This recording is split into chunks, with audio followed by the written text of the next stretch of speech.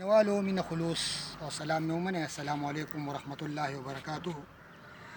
مینوالو دا څو منظومې کرښې مې په حضرت مولانا محمد امیر رحمت الله علیه المعروف مولانا بجلیګر صاحب لیکلي دي.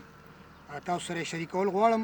هغه دا چې ښه په زړه باندې بهادر و ازمری و، ښه په زړه باندې بهادر و ازمری و، ستر عالم و، ځیږ پښتون و، اپرېدی و، او تل د جهل د تیرو سره په شور و، تل د جهل د تیرو سره په شور و. حق وینا باندې هغه د حسین رور و. سترګې کله د سرکار نه رپېدله، سترګې کله د سرکار نه رپېدله، حق خبره یې په جار په ډاګ کوله. او د نااخله او کم ظرف و سخت دښمنو، د نااخله او کم ظرف و سخت دښمنو، د انسان په بدحالۍ باندې خوږمنو. بې حیا ښځې خرې چې دي ګڼلې، بې حیا ښځې خرې چې دي ګڼلې، نن پې پروت دی د منونو خاورو سلې. او بجلیګر مولانا زه در یادومه، صد رحمت پرېشه دعا ورته کومه.